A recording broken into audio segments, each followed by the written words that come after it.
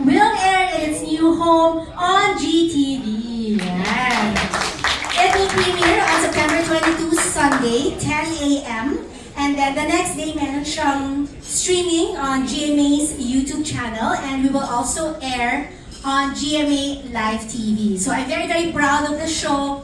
You know, for so many years, diba, after the pandemic, we are still here, and the goal of the show is really to uplift the image of the Filipinos and to really inspire the Filipinos. Kasi diba, so many bad news all around. Overall, we just want kahit mga 30 minutes lang na meron tayong good vibes and talagang ma-capture namin yung tibok ng pusong Pinoy.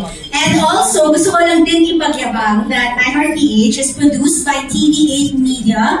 It is an award-winning production company, a big round of applause for TV8 Media. Yes, with our head, Ms. Vanessa Versosa. So TV8 Media has produced shows like Dear SB, Business Matters with Pinky Webb. Itong mga shows na to, it has won awards locally and internationally. Recently nga, it was nominated in the Content Asia Awards in Taipei, diba? International level. Yes. And for season 9, meron ding special because we have collaborated with Habitat for Humanity. Can you give a big round of applause for the team of Habitat for Humanity joining us today? Yes.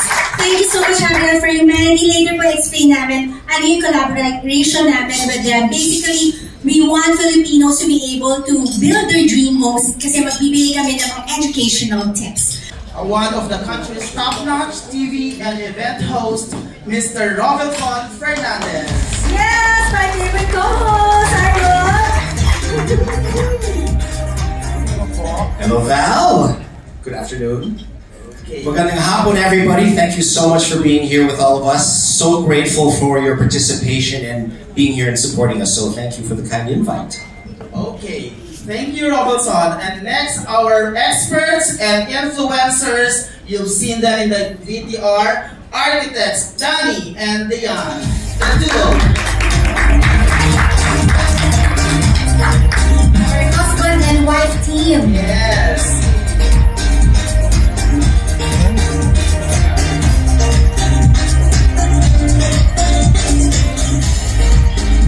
Next, of course, another expert and influencer, Architect Ed.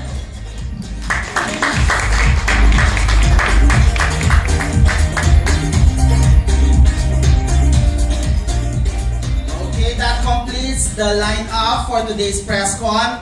At syempre, Val, gusto natin kausapin isa-isa muna kung ano ang pwede nilang i-share at what we'll expect them from this season. Yes, okay, take your seats first. Sige, yes, go ahead. Thank you. Let's start this conversation. Okay, we'll start with Architect Dion. And of course, ang kanyang husband na si Architect Danny. Go ahead. Hi everyone, I'm Architect Dion. And for this season, we'll be sharing our knowledge para matulungan ng fellow nating kababayan sa kung paano magpatayo ng bahay. At kung meron man kayong mga tanong, pwede namin sagutin para mas makatulong sa inyo. Yeah, I'm Architect Danny. I'm Architect Danny. So, yeah, this season we are going to help you understand kung saan ba napupunta yung investment. Kasi long-term investment is a house. Matagal tayo titira dyan. So, it's better to be safe and also it's better to have professionals by your side guiding you during house construction and design. Thank you. Architect Ed. Hi, ako po si Architect Ed. Sa season na ito, ang share namin ay ipakita sa mga viewers kung paano gagawin tama yung pag-construct ng bahay. Kasi constructing a house is building a lifestyle. So, kailangan talaga pag-isipan mabuti with the right professionals. Thank you. Robinson.